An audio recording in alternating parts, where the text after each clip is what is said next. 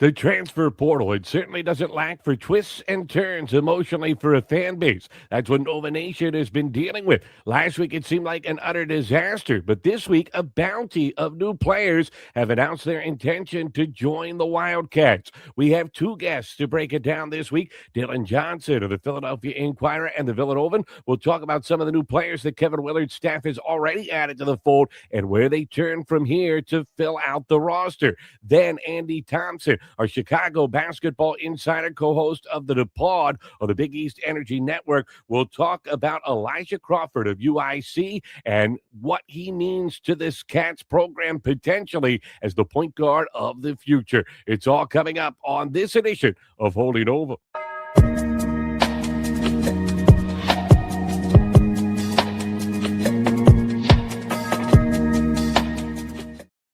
Hi, everybody. Welcome to this edition of Holding Nova. We're part of the Big East Energy Network. I'm Matt Janus, as we promised you in the tease. Two guests today. We start right away with Dylan Johnson. He's from the Villanova and the Philadelphia Inquirer. He is a very busy man right now because the transfer portal news just keeps coming fast and furious. How many different tweets have you had to either put out, scrap, reconnoiter? I mean, it's got to be a wild ride for you right now. Yeah, I mean, like I've been saying, I mean, transfer season's crazier than the regular season, in my opinion. I've probably tweeted, I mean, in the last, it's crazy enough. The portal closes tomorrow. It felt like it just opened, but 3 weeks, I probably have tweeted at least, I would probably say over 150 times in terms of different stories, different news, different updates. It's just a crazy time. And there's plenty of tweets that I'm like, oh, it's going to happen, not happen. It's just been a back and forth battle. And it's really portal mania. It's one of the craziest times of the year.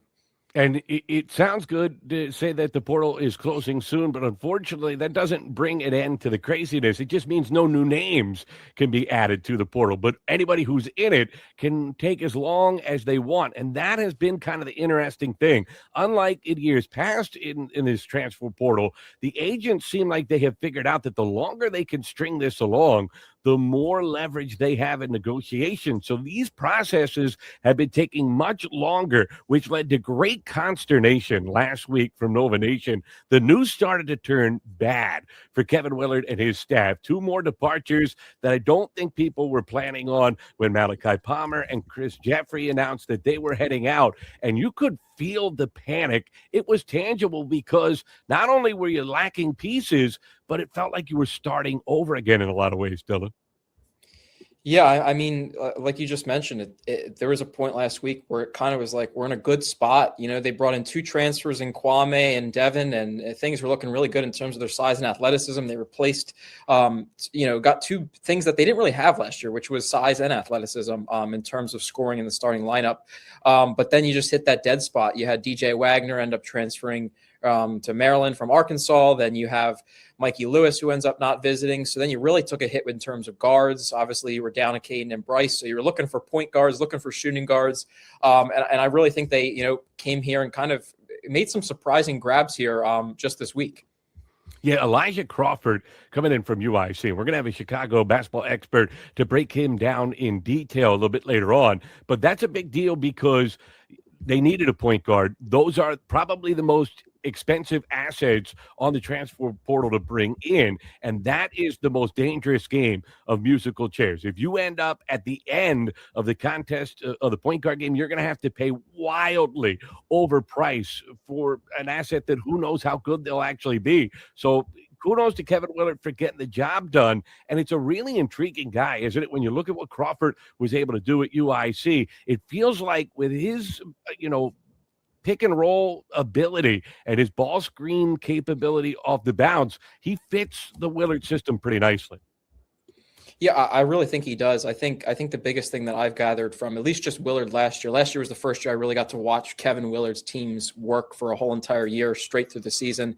And he really loves ball movement. He loves picks. He loves the high ball screen. And he just really loves to move the ball as much as he can to find the open man, whether that's making the open pass, making the extra pass. Sometimes there's been plenty of times where I've seen guys have decent shots and they pass and make an even better, open shot somewhere else on the court. So I think the biggest thing is, having a guy who can move the ball really well. Acaden Lewis did that really well for a freshman. I should say freshman. He did that really well for the place that he was at in his career. I think he did it pretty well compared to the rest of his freshman class. Obviously, a really big portal get for Miami. But what Crawford's going to be able to do, and obviously as these kind of guards kind of line out and stretch out over the season, you just brought in a guy like Daryl Simmons from St. Bonnie's today. But I think that's going to be really good in terms of ball movement. And the biggest thing is if all these guys, and not just guards, but forwards too, they look really good on paper. I think this is a really good roster when you look at their abilities last year, but it's all about, can this team mesh? Can this team come together and find chemistry really quickly?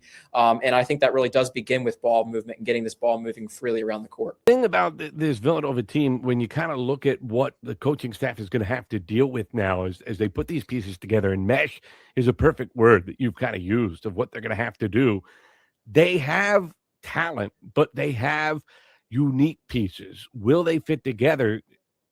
The question mark surrounding this group right now is you kind of said it. They have gone to plan B on a couple of guys. And if you're going to plan B and at some spots, but not others, do you have the puzzle pieces in place that you thought you were going to have that will be able to mesh? And when you look at it's still very early in the process. We have an entire spring and summer to kind of get this figured out before we get to the actual season.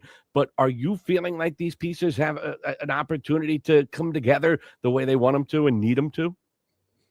I mean, like you said, it's really early, but I think they do. I mean, when you're bringing in guys that are, I think this class right now, in terms of this transfer portal, you got 4 3-stars, 3 4-stars that you've brought in so far, or somewhere along those lines. So you got some high level recruits. I think they're ranking right now, 7th in the entire transfer portal recruiting class.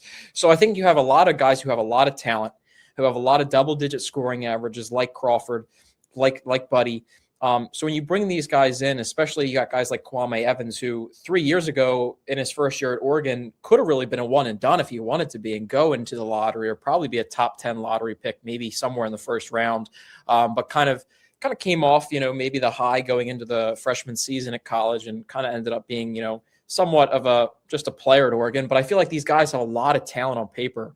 And it's just, Kevin Willard even talked about it himself when we were talking to him in August last year, when he was bringing together this team for his first year at Villanova. And you asked him about the defense, how the defense is operating. And he's like, that's an October question, because you really have to get these guys to mesh first before you can start running concepts, before you can start running schemes.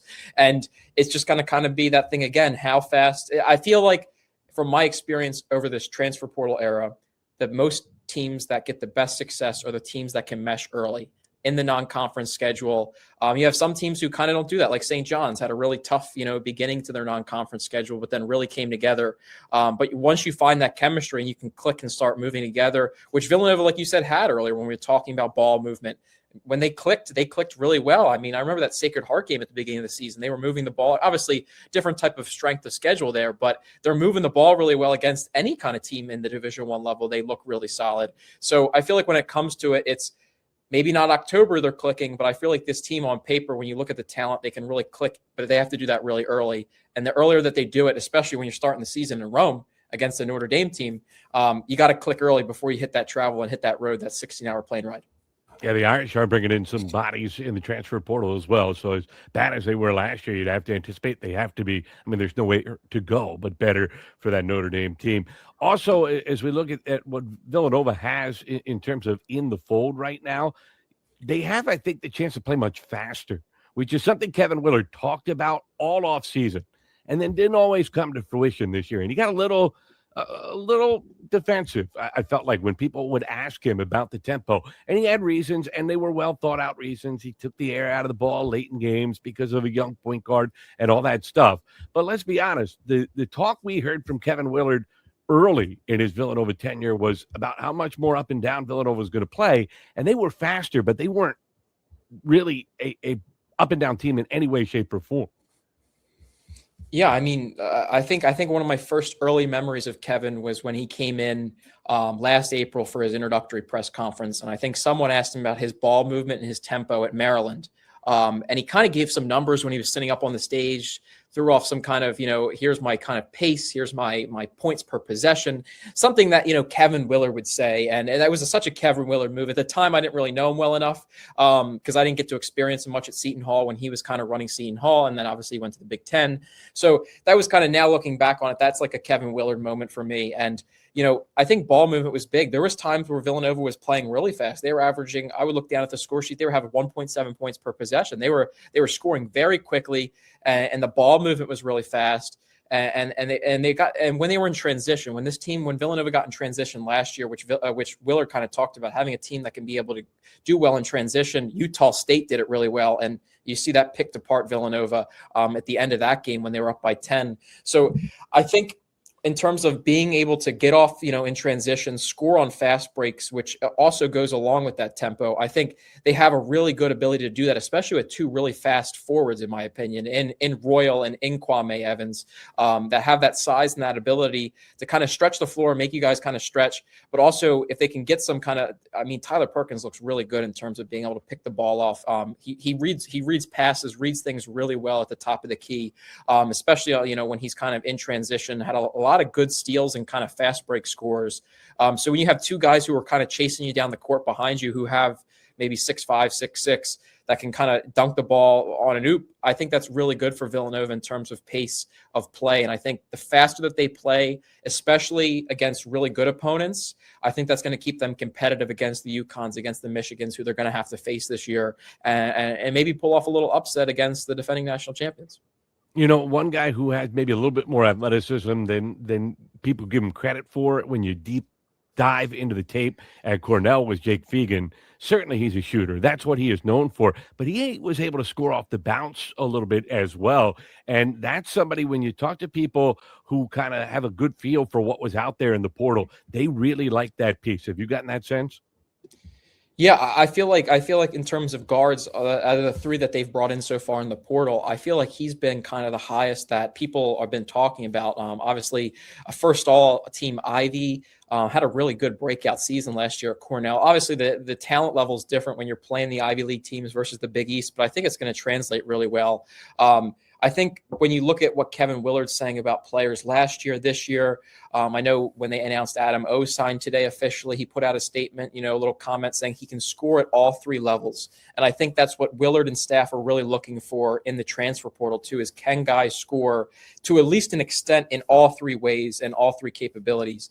And I think they had somebody like Acaden Lewis. They had guys last year who could do really well in certain categories. The three-point shooting from from Bryce Lindsay. You had the scoring ability in the paint from Acaden Lewis.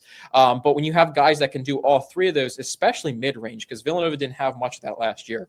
Obviously that's not like kind of the statistical thing that coaches are going for nowadays. A lot of it's three-pointers and scoring at the paint to kind of draw fouls and stuff. But I think when you have a guy like Jake, who I think can score really well in all three capabilities, his size, his athleticism is sneaky. I think he's going to be a really good asset and pickup, and you're going to see a lot of minutes from him out on the court, especially alongside those two forwards. It's going to be an interesting lineup if they can kind of get going and mesh well. There are a lot of options, no doubt about it. And Tyler Perkins being able to play at his more natural position is a big deal as well. They really forced him into a bigger role in terms of playing more in the post. That's not his strength. Kevin Willard acknowledged that and gave Perkins a lot of credit for battling through it.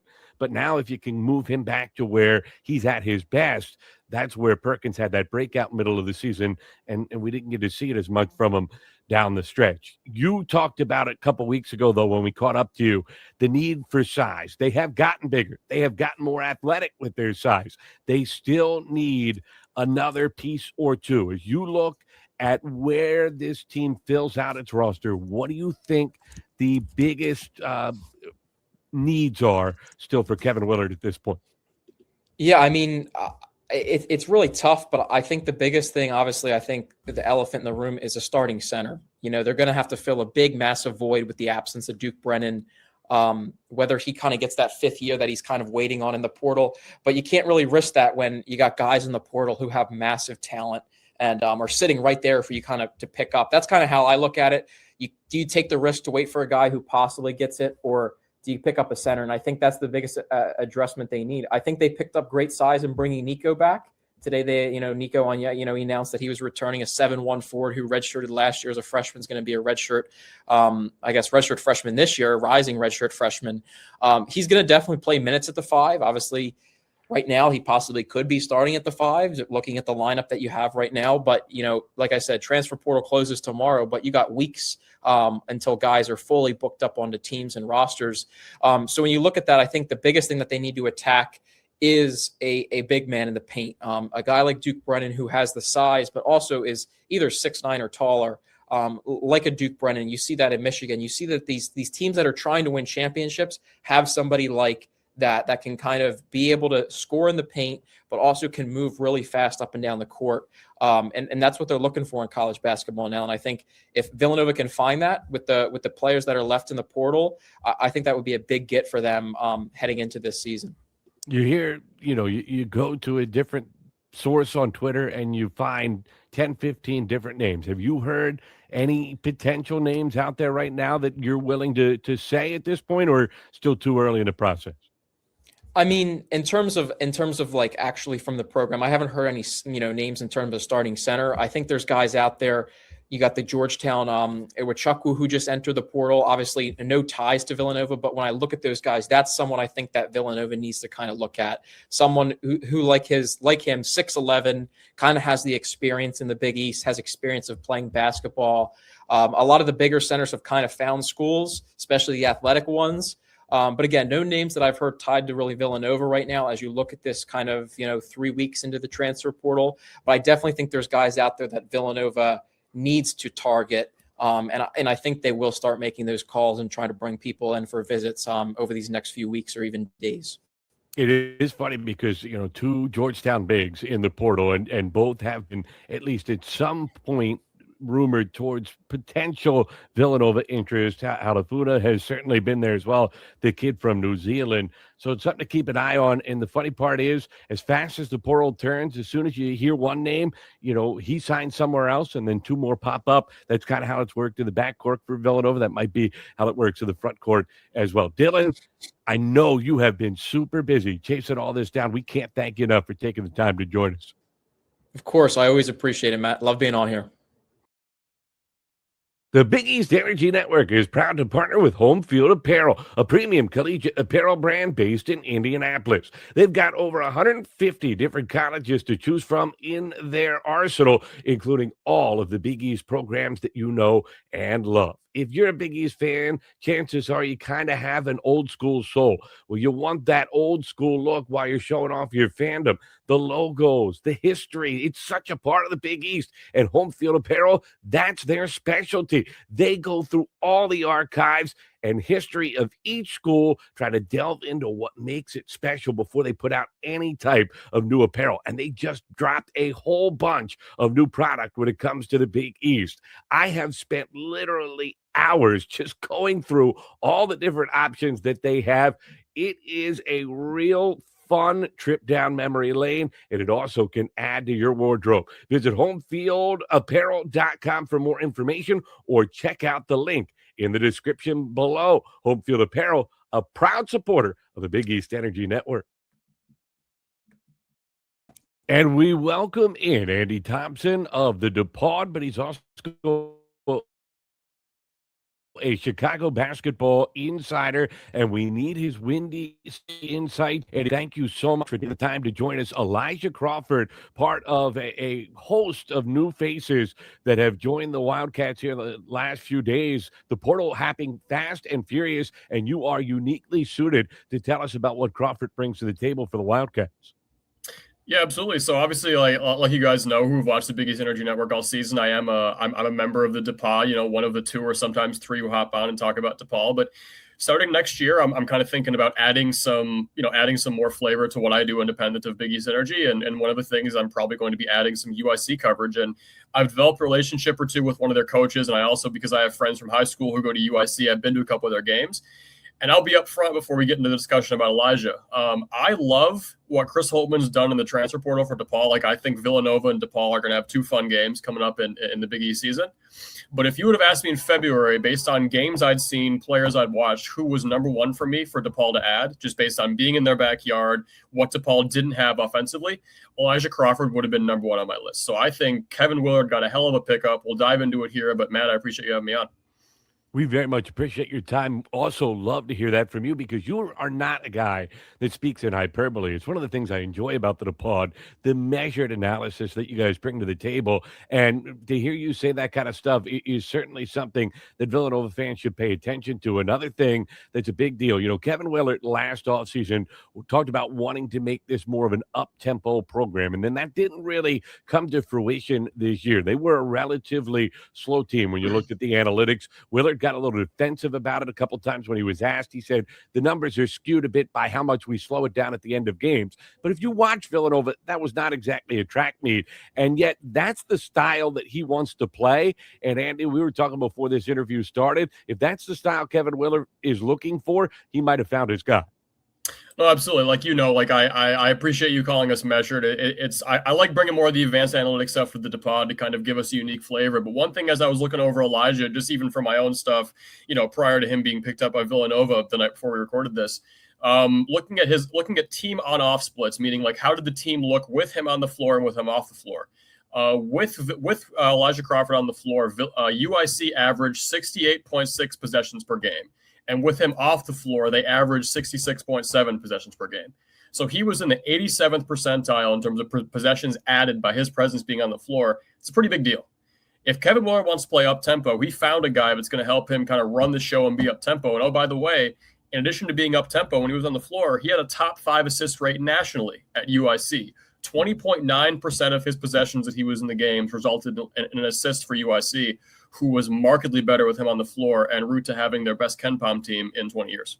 And, that's the kind of the thing when you look at benchmarks that you're trying to seek out when you're looking at a guy that's going to run your offense. And make no mistakes, Elijah Crawford is going to be the quarterback of this Villanova team most of the time. The way it looks right now, there's still a lot of pieces that are still left out there and up in the air, but Crawford is going to get a lion's share of the point guard minutes. And when you're trying to figure out how a guy can kind of translate from the mid-major level to the power conference level, those are numbers. You study them as closely as anyone, Andy. Those are a big deal in the transfer portal era. No, absolutely. And like another thing that's big, obviously, we know Villanova under Kyle Neptune, it was a disarray. You talked about it, but the one thing they were very consistent at under Kyle Neptune is free throws. It was almost like, you could kind of in the preseason, the one thing you didn't have to worry about was, okay, what's going to happen when we get to the foul line? Because Villanova, I believe, correct me if I'm wrong, but under all 3 seasons of Neptune, they were top 20 in free throw percentage. I think that's right. Yep. And Elijah the last 6 years under Jay Wright too. That was the hallmark of the program. Oh yeah, even before, I won't say before my time, but as I was getting into the sport, yeah, Jay Wright, Kyle Neptune, that whole family, they were big on free throws. Well, Elijah by himself, even though Villanova dipped a bit, he was 111th in the country in terms of fouls drawn per 40 minutes. He drew almost 6 fouls per 40. And then when he got there, he would take almost 6 free throws a game, and he averaged 87.1% on those free throws. So Villanova's got the good old-fashioned, not going to miss the line much. And when he does, it probably won't be in a pressure situation. You've got somebody who's seasoned, who gets to the line, has a closer's mentality, just somebody who I think is going to add to the toughness of Kevin Willard's team as he looks to move on for a lot of the pieces that departed last year. I like the way you put that because it's a very polite way. It was a disaster. It was like going to the dentist, watching Villanova shoot free throws last season. It was a wonder.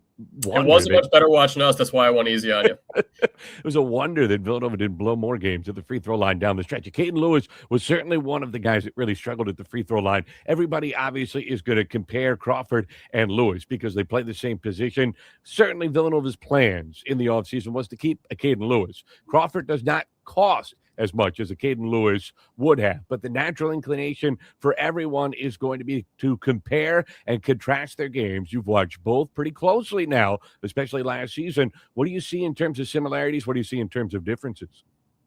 I mean, obviously, look, Elijah did come from BYU, so he got to play under Kevin Young's NBA system, and then he did get to go down a level. So I don't think you're going to be looking at a top 5 assist rate when he gets to Villanova. I'll kind of qualify that right now. But I do think with Elijah, you're going to get somebody who plays a lot more pace and like a lot more poise, because let's be honest, the way Villanova was structured last year, you know this even better than me, Acaden was kind of allowed to play through a lot of freshman mistakes because they didn't have, Devin Askew, you weren't sure what he was going to be in the offseason. He progressed into a 6th man of the year in the Big East, obviously, but you weren't sure what Askew or the other guards were going to be. So Acaden kind of got to have free reign of the offense, and that had its upsides and downsides depending on who you were playing. But Elijah, he's going to be as controlled of a point guard as Villanova's had in a couple of years. He doesn't make a lot of mistakes, and when he does, he often corrects them on the defensive end, which is what you look for. Like when I was watching one of the UIC games we might talk about here in a little bit, there was one time where he had a pretty bad turnover, but then he managed to get back defensively, and he either stole that ball or blocked that ball, I forget. He's one of those guys who, when he makes a mistake, he doesn't get rattled, he doesn't get sped up. Or if he does, he goes back defensively and tries to make up for it as best he can. So that's one of the qualities you look for, and obviously a player that wants to get Villanova back to those winning ways. This is the thing I love about Andy Thompson from the DePaul, Chicago basketball insider as well. We're talking about Elijah Crawford, the transfer that comes in to Villanova. And, not only does he bring all these numbers, which are wonderful, he brings art with him. He's actually a guy that's out there covering the games in person. He was at multiple UIC games this past year, and you brought yourself a clip. It's like you're making an appearance on the Tonight Show. What is it that you brought? Set it up for us before we play it. So I went with one of my friends. I didn't cover this game. I sat in the audience. It was a fun time. Honestly, one of the most fun games I watched on TV or in person, whatever you want to say. I went to UIC and Bradley, whether both teams are good like they were last year. Both teams are okay. Those two, for whatever reason, those two programs, always a juicy matchup. I watched a 2 OT classic, and what I've got is a shot for Elijah to give UIC the lead by 1 in the first overtime period. It got the crowd going. Give us an indication of just how clutch this kid is.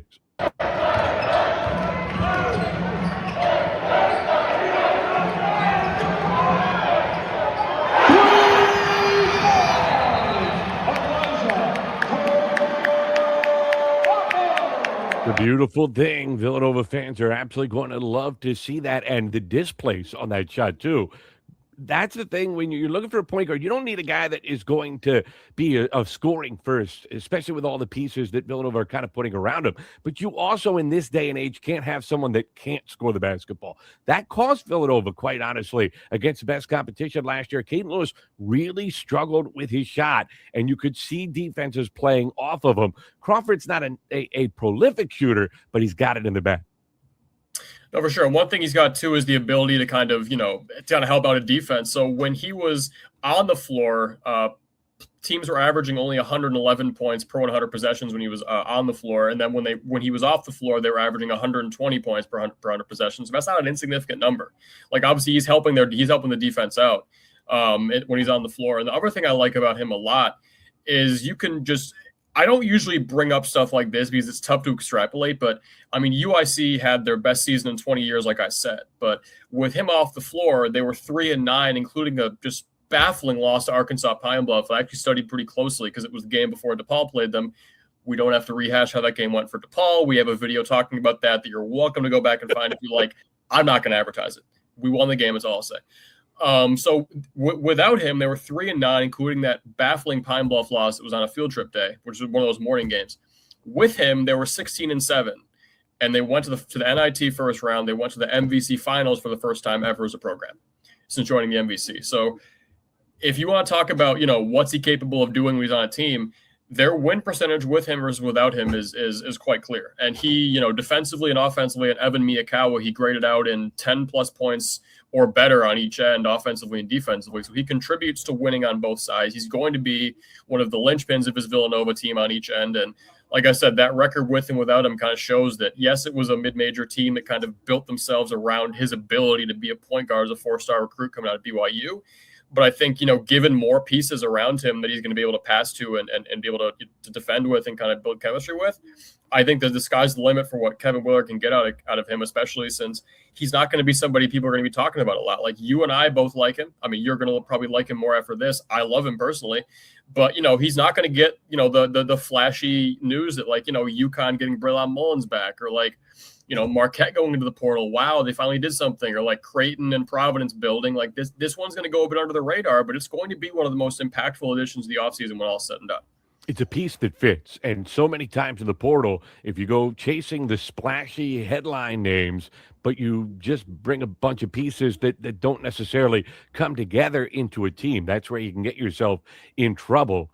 I love the fact that you're going intangibles because I know that kind of goes against the grain. You believe in intangibles, but they're hard to put a measurement on, and you love measuring things. So that's a good sign. The other thing that's hard to measure, but I did talk to a coach who scouted him this past season. He's very good in the ball screen offense, and no one loves running their point guard off a ball screen more than Kevin Willard. That has to be a really good sign for Villanova. Did you notice that when you watched him play?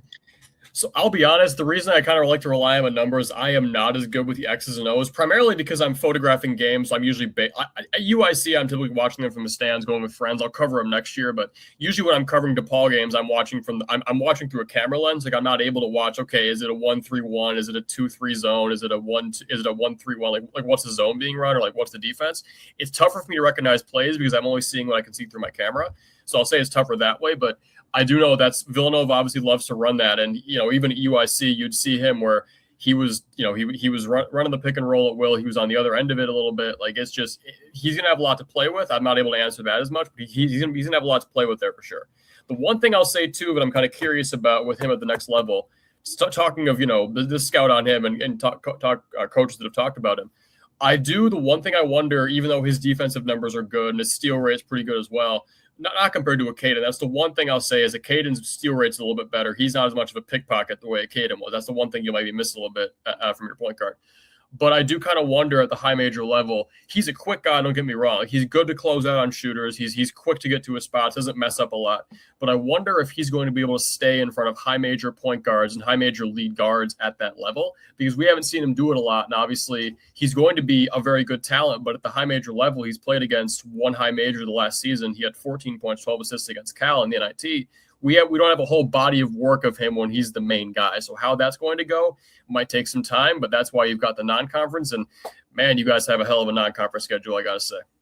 Yeah, how about that? Michigan coming in. There are going to be some challenges for sure. It's not going to be like last year where you were just kind of biding your time to figure out until mid-December before you had any idea of what this Villanova team is. But I will say this about the portal and about Kevin Willard. He has brought in a lot of pieces that are big-time question marks defensively, but he is very good at junking up defense and trying to hiding liabilities and trying to build over the course of a season. They never quite got there a year ago, but they got further than I think a lot of people were anticipating coming into the year, and it's why they were an NCAA tournament team. If they can get further this season, and they will have more time in terms of off-season camp and kind of putting a system in place, they'll have at least a couple of guys that understand the system as opposed to just the one that they came in with last year.